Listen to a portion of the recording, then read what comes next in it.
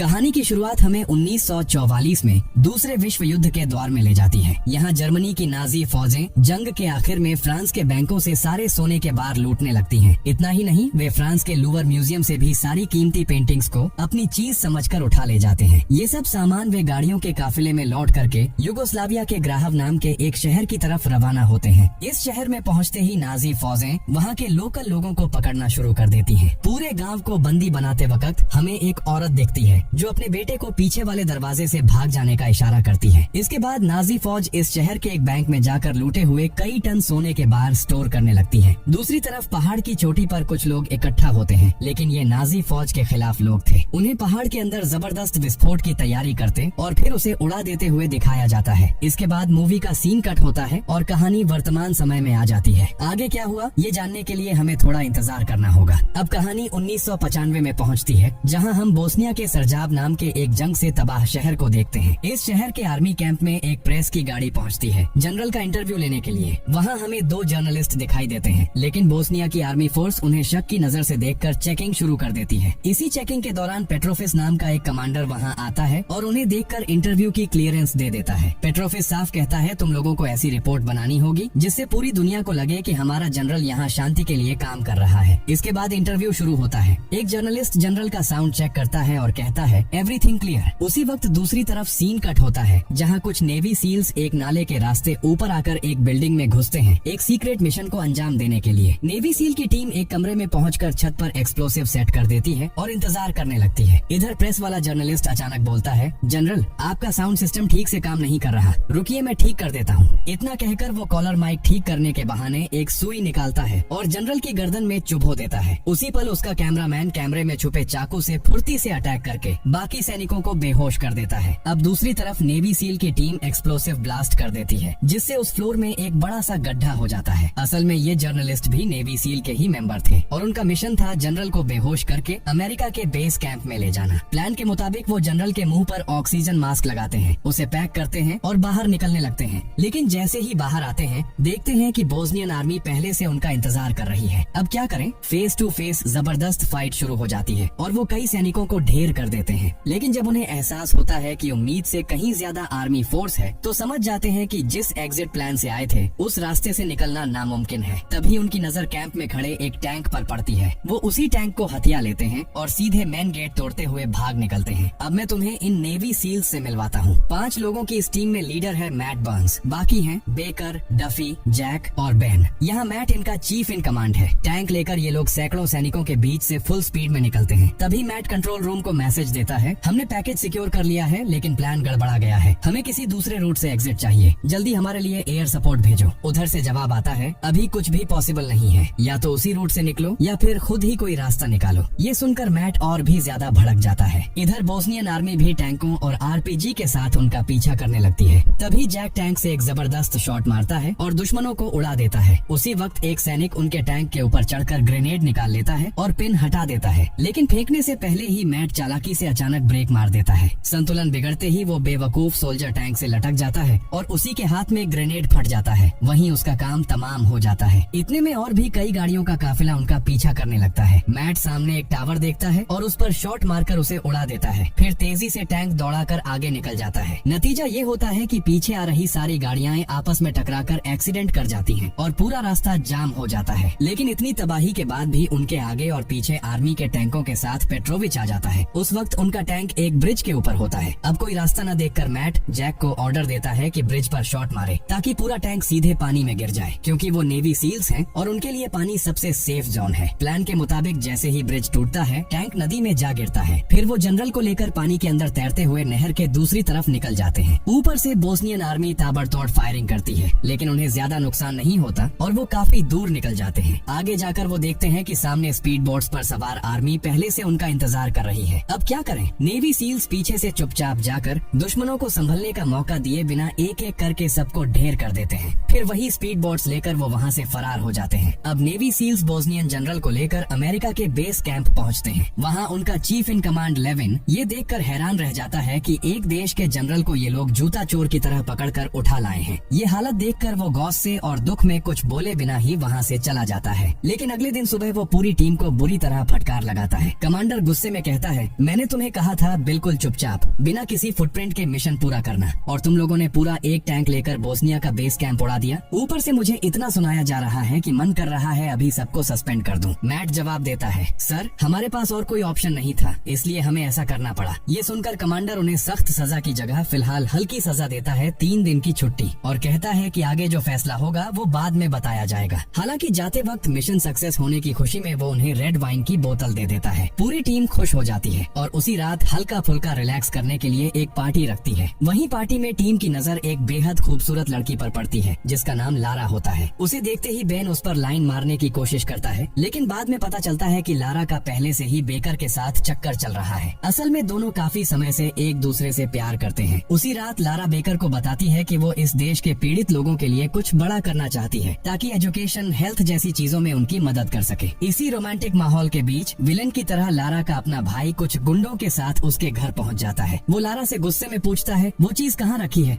बता। लारा कहती है, वो मेरे पास नहीं है। इतना सुनते ही उसका भाई भड़क जाता है। तभी बेकर वहाँ आ जाता है और उनसे भिड़ जाता है, लेकिन कुछ ही पलों में वो खुद एक आदमी के गन पॉइंट पर फंस जाता है। अब लारा घबरा कर बोलती है, ठीक है मैं बता दूंगी, वो कहाँ है। ये कहकर जब वो सब बाहर आते हैं तो वहाँ पहले से ही मैट मौजूद होता है। बेकर उसे इशारा करता है और अचानक अटैक करके दोनों मिलकर सारे गुंडों को जमीन पर सुला देते हैं। मैट को देखकर बेकर बोलता है, तो मतलब तुम चुपके मुझ पर नजर रख रहे थे। असल में मैट पहले दिन से जानता था कि बेकर एक लोकल लड़की के प्यार में पड़ गया है। मैट के जाने के बाद लारा बेकर को वो चीज दिखाती है जिसके लिए उसका भाई रोज उसे टॉर्चर करता था। लारा एक 12 किलो का चमचमाता सोने का बार निकालती है और कहती है, यही है वो कीमती चीज। इतना बड़ा गोल्ड बार देखकर बेकर पूरी तरह हैरान रह जाता है। वो पूछता है, इतनी कीमती? लगभग $1.5 लाख की ये गोल्ड बार तुम्हें मिली कहाँ से? तब लारा उसे सोने का इतिहास बताने के लिए एक झील के पास ले जाती है। दोनों स्कूबा डाइव करके झील की गहराई में उतरते हैं। वहाँ बेकर देखता है कि पानी के नीचे पूरा का पूरा एक शहर छुपा हुआ है। घर, इमारतें, यहाँ तक कि एक चर्च भी सब कुछ इस बात का सबूत देता है कि कभी यहाँ एक मशहूर शहर बसा हुआ था। अब लारा उसे पूरी कहानी बताना शुरू करती है। वो कहती है, तुम्हें मूवी का पहला सीन याद है? वो छोटा लड़का जिसे उसकी माँ ने भाग जाने को कहा था, असल में वही लड़का मेरे दादा थे। लारा बताती है कि उस दिन भागते वक्त उसके दादा ने देखा था कि नाजी फौज इस शहर के बैंक लॉकर में ढेरों सोने के बार भर रही थी। तभी उस छोटे लड़के ने चोरी से एक गोल्ड बार उठा लिया, लेकिन थोड़ी ही देर में वो गार्ड्स के हाथ लग गया। चालाकी से वो उनसे भाग निकला और जाते जाते उस गोल्ड बार को एक जगह छुपाकर गांव के ऊपर पहाड़ की तरफ चढ़ गया। पहाड़ पर पहुंचकर उसे दूर से फायरिंग की रोशनी और लोगों की चीख पुकार सुनाई देती है। तब उसे समझ आता है कि उसके सारे गांव वालों को पकड़कर वहीं मार दिया जा रहा है। उसी वक्त एक दूसरी ग्रुप उसे पकड़ लेती है और कहती है, हम नाजी नहीं हैं, हमारे साथ आओ। वो उसे अपने साथ ले जाते हैं, जहां वो देखता है कि गांव के ऊपर बने पानी के डैम में बम लगाए जा चुके हैं। उनका प्लान था कि जैसे ही डैम उड़ेगा पूरा इलाका पानी में डूब जाएगा और सारे जर्मन सैनिक मारे जाएंगे। वे उस लड़के से ही बम एक्टिवेट करवा देते हैं। कुछ ही पलों में पूरा डैम तबाह हो जाता है। भयानक सैलाब गांव की तरफ टूट पड़ता है और पूरा गांव नाजी सैनिकों समेत हमेशा के लिए पानी में समा जाता है। इस तरह एक पूरा बसा बसाया शहर करीब 50 सालों से एक खौफनाक इतिहास के साथ दुनिया के नक्शे से गायब हो जाता है। लारा कहती है कि उसके दादा ने उसे ये पूरी कहानी सुनाई थी और ये जो गोल्ड बार है यही वो सोना है जिसे उसके दादा ने उस दिन छुपाया था और बाद में बड़ा होकर उसके पास अमानत के तौर पर रख दिया। इसका मतलब ये है कि पानी के नीचे सिर्फ एक नहीं बल्कि सैकड़ों गोल्ड बार पड़े हैं। इसीलिए लारा बेकर से उन्हें बाहर निकालने में मदद मांगती है। बेकर बिना सोचे एक ही पल में मान जाता है। जब वो गोल्ड बार टीम के पास लेकर जाता है तो पूरी टीम की दिलचस्पी आसमान छूने लगती है। बेकर सबको बताता है कि यहाँ करीब 2000 के आसपास गोल्ड बार मौजूद हैं, जिनका असली मालिक फ्रांस है। अगर एक गोल्ड बार की कीमत करीब $1.5 लाख मानी जाए तो 2000 गोल्ड बार की टोटल वैल्यू करीब $300 मिलियन होती है। लेकिन मैट कहता है, इतने भारी गोल्ड बार को पानी के 150 फीट नीचे से निकालना लगभग नामुमकिन है। ऊपर से हम दुश्मन के देश में हैं, जहां हमें किसी तरह का रेस्क्यू सपोर्ट भी नहीं मिलेगा। इन्हीं बातों के बीच लारा वहां आती है और उन्हें एक मैप दिखाकर पूरा प्लान समझाने लगती है। तब मैट लारा से पूछता है, मैं अपनी टीम को इतना रिस्की मिशन क्यों करने दूं? इसमें हमारा फायदा क्या है? लारा जवाब देती है, तुम लोगों को इस पैसे में हिस्सा मिलेगा और मैं अपने हिस्से के पैसों से इस देश के गरीब और मजबूर लोगों की मदद करना चाहती हूँ। मैट कहता है, तो मतलब शेयर 6 हिस्सों में बटेगा? लारा बोलती है, नहीं, 6 नहीं, सिर्फ 2 हिस्से होंगे। $150 मिलियन तुम लोग रखोगे और बाकी $150 मिलियन मैं अपने देश के लोगों पर खर्च करूंगी। ये सुनकर मैट काफी हैरान रह जाता है, लेकिन $150 मिलियन भी कोई छोटी रकम नहीं थी, इसलिए वो इस मिशन के लिए हाँ कर देता है। हालांकि टीम के बाकी मेंबर्स इसे बहुत ज्यादा रिस्की बताकर पीछे हटना चाहते हैं। तब मैट कहता है, हम नेवी सील्स हैं, ये मिशन हम चैलेंज की तरह लेकर पूरा कर सकते हैं। ऊपर से हमारी रिटायरमेंट में सिर्फ 6 महीने बचे हैं। अगर इस वक्त हम चुपचाप ये कर पाए तो सबकी लाइफ हमेशा के लिए सेटल हो जाएगी। मैट की ये बात सुनकर आखिरकार पूरी टीम इस प्लान को एग्जीक्यूट करने के लिए तैयार हो जाती है। लेकिन ये मिशन आसान नहीं था, इसमें आगे बहुत सारे खतरनाक चैलेंज उनका इंतजार कर रहे थे। 2000 गोल्ड बार का कुल वजन करीब 27 टन होता है। अब बेन प्लान बनाता है कि इतने सारे गोल्ड बार पानी के नीचे से ऊपर कैसे निकाले जाए। उसका प्लान ये होता है, पहले पानी के अंदर एक बड़ा कार्गो नेट बिछाया जाएगा और सारे गोल्ड बार उसमें रखे जाएंगे। फिर चारों कोनों में 4 कार्गो बैलून लगाए जाएंगे और उनमें गैस भरी जाएगी। जैसे जैसे बैलून फूलेंगे पूरा नेट गोल्ड के साथ ऊपर की तरफ उठने लगेगा। इस तरह सारे गोल्ड बार पानी के नीचे से पानी की सतह तक लाए जा सकते हैं। लेकिन पानी से जमीन तक कैसे पहुंचाया जाएगा, इसका प्लान जैक बनाता है। वो बताता है कि उनके बेस में 2 पायलट हैं जो गुप्त तरीके से ऐसे काम करते रहते हैं। अगर उन्हें कुछ पैसे ऑफर किए जाए तो वो हेलीकॉप्टर लेकर आ जाएंगे और आसानी से सारे गोल्ड ट्रांसपोर्ट कर देंगे। साथ ही वो डॉग फाइट में भी एक्सपर्ट हैं। अगर कोई झंझट हुआ तो उन्हें एयर सपोर्ट भी मिल जाएगा। क्योंकि सोने के बार एक हैवी लॉकर के अंदर बंद है, इसलिए उसे काटने के लिए मैग्नीशियम, बर्निंग बार और ऑक्सीजन की जरूरत होगी, जिससे पानी के अंदर भी तेज आग के जरिए लोहे को काटा जा सके। उधर मैट रात में झील के पास जाकर एनालिसिस करता है। उसे पता चलता है कि हर 2 घंटे में एक पेट्रोलिंग टीम झील के आसपास चेकिंग करती है। इसका मतलब ये काम उन्हें हर बार 2 घंटे के अंदर अंदर करना होगा। क्योंकि काम बहुत ज्यादा है, इसलिए वो लोग फैसला करते हैं कि ये मिशन 5 दिनों में पूरा किया जाएगा। लगातार ज्यादा देर तक पानी के नीचे रहने से डिकम्प्रेशन सिकनेस हो सकती है जो जानलेवा होती है। इतनी सारी टेक्निकल प्लानिंग के बाद अब वो लोग इस मिशन के लिए जरूरी सारे इक्विपमेंट इकट्ठा करना शुरू कर देते हैं। क्योंकि ये एक अनऑफिशियल मिशन था, इसलिए सभी को ऐसा दिखावा करना पड़ता है कि किसी को शक न हो और सबको लगे कि ये सारा सामान किसी ऑफिशियल टॉप सीक्रेट मिशन के लिए ले जाया जा रहा है। एक ट्रक भरकर सारे इक्विपमेंट वो लोग लारा के घर ले जाकर छुपा देते हैं। दूसरी तरफ लारा जब घर लौटती है तो देखती है कि उसका गोल्ड बार गायब है। उसी पल उसे समझ आ जाता है कि ये हरकत उसके नालायक भाई की ही है और सच में वही करता है। लारा का भाई उस गोल्ड बार से छोटा सा टुकड़ा काटकर अपने नशे के खर्च चलाने लगता है। लेनदार उससे कैश पैसे मांगता है, लेकिन वो जबरदस्ती सोने का टुकड़ा देकर उसे भगा देता है। इधर उस गोल्ड के टुकड़े की खबर बोस्नियन आर्मी तक पहुंच जाती है। वो लोग लारा के भाई को पकड़ कर ले आते हैं और उसकी आंखों के सामने उसके पार्टनर को गोली मार देते हैं। डर के मारे वो सच उगल देता है कि ये सोना उसे अपनी बहन से मिला है। अगले सीन में हम देखते हैं कि नेवी सील्स का कमांडर पूरी टीम को दोबारा बुलाता है और बताता है कि उनके इस बैकडोर मिशन को लेकर ऊपर तक हंगामा मच गया है, इसलिए फैसला लिया गया है कि उन्हें तुरंत इस बोस्नियन बेस कैंप से हटाकर अमेरिका भेज दिया जाएगा। ये खबर सुनते ही सबके पैरों तले जमीन खिसक जाती है और मैट साफ कह देता है कि उनका गोल्ड मिशन यहीं खत्म होता है। 3 दिनों के अंदर उन्हें बेस छोड़ना होगा, इसलिए वो सबको अपना सामान पैक करने का ऑर्डर देता है। सब उदास मन से अपने सूटकेस तैयार करने लगते हैं और उधर लारा का दिल पूरी तरह टूट जाता है। इधर डफी और जैक गम में ज्यादा रेड वाइन पी लेते हैं और अपने ही लोगों से झगड़ा शुरू कर देते हैं। वहीं दूसरी तरफ मैट और बेन चुपचाप वाइन पी रहे होते हैं। तभी बेन के हाथ में विस्की का बड़ा ग्लास और उसके अंदर रखा छोटा शॉट ग्लास देखकर उसके दिमाग में एक जबरदस्त आइडिया आ जाता है। वो शॉट ग्लास को उल्टा करके बड़े ग्लास में डालता है और कहता है, अगर हम पानी के नीचे ऐसा एक बेस बना सकें जिसके अंदर पानी ना हो और जो पूरा ऑक्सीजन से भरा हो, तो हम बिना रुके लगातार काम कर सकते हैं और एक ही रात में पूरा मिशन खत्म कर सकते हैं। इतना खतरनाक आइडिया आते ही वो तुरंत बेकर को कॉल करता है। बेकर बताता है कि पानी के नीचे एक चर्च है और उसके अंदर एक कमरा है जो पूरी तरह एयर टाइट है। अगर उस कमरे को ऑक्सीजन से भर दिया जाए तो वही उनका अंडर वाटर चैम्बर बन सकता है। ये सुनते ही पूरी टीम फैसला कर लेती है कि आज ही रात मिशन शुरू किया जाएगा। बेकर लारा से कहता है कि वो सारे इक्विपमेंट लेकर झील के किनारे पहुंच जाए और जैक पहले से सेट किए गए पायलट्स को मैसेज कर देता है कि वो सुबह होने से पहले ही लोकेशन पर मौजूद रहें। उधर उन्हें बेस से बहुत सारे ऑक्सीजन सिलेंडर और भारी सामान बाहर निकालना था। इसके लिए वो एक फेक टाइम्ड अर्जेंट मिशन का पेपर तैयार करते हैं और एयरक्राफ्ट के पायलट को दिखाकर कहते हैं, एक बहुत बड़ा सीक्रेट मिशन है, तुरंत हमें लेकर उड़ो। ये रहे मिशन ऑथराइजेशन डॉक्यूमेंट्स। पायलट्स पूरी तरह यकीन कर लेते हैं और बिना ज्यादा सवाल किए उन्हें लेकर उड़ जाते हैं। जैसे ही हेलीकॉप्टर झील के ऊपर पहुंचता है, 5 नेवी सील्स अपने सारे सामान के साथ छलांग लगा देते हैं और यहीं से शुरू होता है गोल्ड बार रिकवरी मिशन। वे पानी के अंदर डाइव करते हुए सबसे पहले उस चर्च में पहुंचते हैं। वहाँ जो घंटा घर का कमरा था, बेन उसमें ऑक्सीजन भरना शुरू करता है। धीरे धीरे कमरे का पानी कम होने लगता है और पूरा कमरा ऑक्सीजन से भर जाता है। उधर ऊपर मौजूद लारा कुछ लकड़ी लेकर एक प्लेटफॉर्म बनाती है और उसे बेकर के नीचे पहुंचाती है। इस लकड़ी के प्लेटफॉर्म पर वे अपने जनरेटर और ऑक्सीजन सिलेंडर रख सकते हैं और खुद भी उस पर बैठ सकते हैं। इतना करके कुछ ही समय में उनका पूरा under water chamber work station के लिए पूरी तरह तैयार हो जाता है। मैट बेन के इस यूनिक आइडिया की सफलता देखकर बहुत खुश होता है। अब बारी आती है गोल्ड खोजने की। इसके लिए मैट, बेन और जैक बैंक के उस लॉकर में पहुंचते हैं जहां भारी मात्रा में धन रखा हुआ था। पहले वे वॉल्ट के कमरे की दीवार तोड़ना शुरू करते हैं। ड्रिल मशीन से पहली दीवार तोड़ने पर वे पाते हैं कि उसके पीछे एक और सेकंड दीवार है। उसे भी ड्रिल करने करने के बाद वे वॉल्ट की लोहे की शीट तक पहुंच जाते हैं। अब जैक मैग्नीशियम बर्निंग बार से उस लॉक को गोल करके काटना शुरू करता है। वहीं चैम्बर में देखा जाता है कि पुरानी स्थिति के कारण छत में छेद होने से पानी अंदर आने लगता है। बेन बताता है कि ये दीवारें 50 साल से किसी ऑक्सीजन के संपर्क में नहीं आई थी, इसलिए अब वे डियोनेक्साइड हो रही हैं। इसका मतलब है कि उनके पास अधिकतम सिर्फ 1 घंटा है, उसके बाद पूरा कमरा पानी से भर जाएगा। इसलिए मैट तुरंत लकड़ी लगाकर अस्थायी रूप से पानी रोकने का काम करता है। जब जैक अपनी स्टील कटिंग से आखिरकार वॉल्ट का दरवाजा खोल देता है तो वे सब अंदर जाकर गोल्ड की खोज शुरू कर देते हैं। इधर वही बोस्नियन कर्नल धीरे धीरे लारा के घर पहुंचता है। वहां उसे लारा के वार्डरोब में स्कूबा डाइविंग जैकेट और एक मैप दिखाई देता है। तभी उसे शक होता है कि शायद इस लड़की ने उस झील में कुछ पाया है। वो तुरंत अपनी टीम लेकर उस झील पर पहुंचता है। वहां आते ही कुछ लकड़ी के टुकड़े जमीन पर पड़े देख उसका शक और गहरा हो जाता है। इसके बाद वो अपनी टीम को वहां रोकने का ऑर्डर देता है। उधर नेवी सील्स के बेस कैंप में चीफ इन कमांड उन असामियों को लंबे समय तक नहीं देख पाता तो खोजबीन शुरू कर देता है, लेकिन कहीं भी उनका कोई सुराग नहीं मिलता।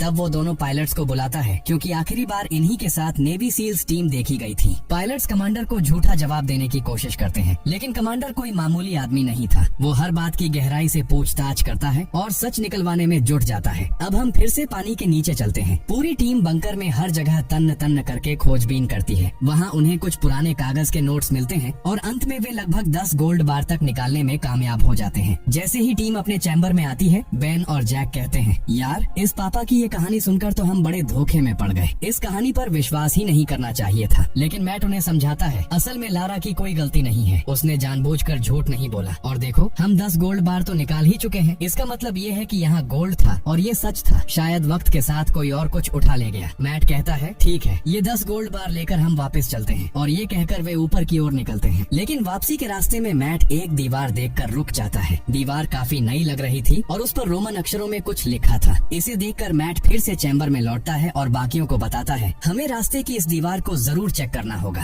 फिर वे दीवार के पास जाकर उसे तोड़ना शुरू करते हैं। दीवार इतनी नरम थी कि उसे तोड़ने में ज्यादा मुश्किल नहीं होती। दीवार के पीछे वे एक सुरंग देखते हैं और उसमें प्रवेश करना शुरू करते हैं। सुरंग में चलते हुए वे कुछ ऐसा देखते हैं कि उनकी आत्मा कांप उठती है। वहाँ उन्हें 100 से ज्यादा लोगों की खोपड़ियाँ और हड्डियाँ थरथरा कर रखी हुई मिलती हैं। चारों तरफ बिखरे और बंद किए गए लकड़ी के बॉक्स भी पड़े हैं। वे एक एक करके उन बॉक्सों को खोलने लगते हैं। इसी बीच बेकर देखता है कि एक बॉक्स के अंदर कई पुराने पेंटिंग्स छुपाए हुए हैं। इसका मतलब था कि ये वही पेंटिंग्स थीं जिन्हें नाजी फौज ने फ्रांस से लूट कर लाया था। और इसका मतलब ये भी था कि गोल्ड बार कहीं इसके आसपास ही छुपा होना चाहिए। इसके बाद टीम ने पूरी ताकत लगा दी और खोजबीन शुरू कर दी। कुछ ही दूरी पर उन्हें एक बड़ा बॉक्स दिखाई देता है। जब उसे खोलते हैं तो देखते हैं कि वहाँ सजा हुआ है 100% शुद्ध 24 कैरेट का 2000 गोल्ड बार। ये देख पूरे टीम की खुशी का ठिकाना नहीं रहता। वे पागलों की तरह गोल्ड बार को नीचे उतारकर ट्रांसपोर्ट करना शुरू कर देते हैं। पानी के नीचे वे कार्गो नेट बिछाते हैं और लॉकर से सारे गोल्ड बार उसी में रखकर ऊपर लाने की तैयारी शुरू कर देते हैं। इधर बोस्नियन फोर्सेस पानी के ऊपर कुछ पुराने नोट तैरते हुए देखते हैं। ये वही नोट थे जो थोड़ी देर पहले जैक को मिले थे। यह देखते ही कर्नल को पूरा यकीन हो जाता है कि इस पानी के नीचे कोई न कोई जरूर मौजूद है। वो तुरंत कुछ सैनिकों को डाइविंग सूट पहनाकर पानी के नीचे भेज देता है। उधर नेवी सील्स अपना काम तेजी से कर रहे थे, लेकिन तभी ऊपर से आए बोस्नियन मिलिट्री उन पर अटैक कर देती है। वे चाकुओं से नेवी सील्स पर हमला करने की कोशिश करते हैं, लेकिन पानी के अंदर नेवी सील्स को हराना लगभग नामुमकिन था। नेवी सील्स एक एक करके बोस्नियन सैनिकों को बेरहमी से मार गिराते हैं। जब एक मरा हुआ सैनिक पानी के ऊपर तैरता हुआ आता है तो कर्नल समझ जाता है कि नीचे कोई आम लोग नहीं बल्कि बेहद हाई ट्रेंड मिलिट्री फोर्स मौजूद है। अब वो ग्रेनेड अटैक की प्लानिंग करता है। आप सोच रहे होंगे पानी में ग्रेनेड से क्या नुकसान हो सकता है। असल में पानी के नीचे ग्रेनेड फटने पर जबरदस्त प्रेशर और शॉक वेव बनती है जो आसपास मौजूद इंसान के शरीर के अंदरूनी अंगों को पल भर में तहस नहस कर सकती है। इसी थ्योरी पर काम करते हुए कर्नल कुछ ग्रेनेड एक एंकर के साथ बांधकर उसे पानी में उतारता है। थोड़ी गहराई में ले जाकर जैसे ही वो उसे झटका देता है, ग्रेनेड के पिन निकल जाते हैं और कुछ ही सेकंड में भयानक धमाके होने लगते हैं। लेकिन क्योंकि वो धमाके काफी ऊपर हुए थे, इसलिए किसी को कोई नुकसान नहीं होता। फिर भी टीम समझ जाती है कि अब उनके पास बिल्कुल भी टाइम नहीं बचा है। वो फटाफट अपना काम तेज कर देते हैं। एक एक करके सारे गोल्ड बार लाकर कार्गो नेट के पास जमा करने लगते हैं। फिर वो उस नेट में बड़े बड़े एयर बैलून लगाकर उनमें गैस भरना शुरू कर देते हैं। तभी ऊपर से फिर ग्रेनेड गिराए जाते हैं। इस बार उन्हें और नीचे तक लाकर ब्लास्ट किया जाता है। इस धमाके से पूरी टीम को जोरदार झटका लगता है। आसपास की पुरानी दीवारें टूट टूट कर गिरने लगती हैं। हालात बेहद खतरनाक हो जाते हैं। स्थिति बिगड़ती देख वो मेन एयर बैलून में तेजी से ऑक्सीजन भरने लगते हैं। जैसे जैसे बैलून फूलता है वो ऊपर की तरफ उठना शुरू करता है। लेकिन इसी दौरान आर्मी लगातार ग्रेनेड अटैक करती रहती है, जिससे उनके लिए टिके रहना मुश्किल हो जाता है। असल में पानी के नीचे रहकर फाइट बैक करने का कोई रास्ता नहीं था, उन्हें हर हाल में ऊपर जाना ही होगा। लेकिन तभी वो देखते हैं कि थोड़ी दूर जाने के बाद बैलून ऊपर उठना बंद हो जाता है। वजह ये थी कि जितना वजन उन्होंने अनुमान लगाया था उससे कहीं ज्यादा गोल्ड हो चुका था, इसीलिए बैलून अब और ऊपर नहीं जा पा रहा था। अब इसे ऊपर उठाने के लिए उन्हें और ज्यादा ऑक्सीजन की जरूरत थी। तभी मैट को याद आता है कि कुछ गैस सिलेंडर ग्रेनेड अटैक की वजह से बैंक के अंदर ही रह गए थे। वो बिना एक सेकंड सोचे अपनी जान जोखिम में डालकर वापस उसी खतरनाक एरिया में चला जाता है। वो जैसे ही एक ऑक्सीजन सिलेंडर ढूंढ कर उठाता है तभी एक जबरदस्त धमाका होता है और ऊपर से पूरा स्ट्रक्चर टूट कर उसके ऊपर गिरने लगता है। मैट बाल बाल बचता है, मौत को छूकर वापस आता है, लेकिन आखिरकार वो एक सिलेंडर घसीटते हुए बैलून तक ले आता है। जैसे ही वो उस सिलेंडर से ऑक्सीजन भरता है, बैलून जोर जोर से हवा भरते हुए तेजी से ऊपर उठने लगता है। कुछ ही सेकंड में पूरी टीम पानी की सतह के ऊपर पहुंच जाती है, लेकिन ऊपर पहले से ही बोस्नियन कमांडर मौजूद था। वो रॉकेट लॉन्चर उठाकर पूरी टीम को उड़ाने ही वाला होता है। मैट उसे देखते ही पिस्टल से फायर करता है, एक गोली, दो गोली, लेकिन कोई भी निशाने पर नहीं लगती। मैगजीन खाली हो जाती है। मैट समझ जाता है अब सब खत्म, लेकिन तभी आसमान से अचानक एक हेलीकॉप्टर एंट्री लेता है और हैवी मशीन गन से पूरी बोस्नियन फोर्स को भून डालता है। यही वो पायलट होते हैं जिन्होंने पहले डर के मारे सब सच कमांडर को बता दिया था और सच्चाई जानने के बाद कमांडर ने इन्हें भेजा था नेवी सील टीम को रेस्क्यू करने। लेकिन रुको, मिशन अभी खत्म नहीं हुआ था, लास्ट ट्विस्ट अभी बाकी था।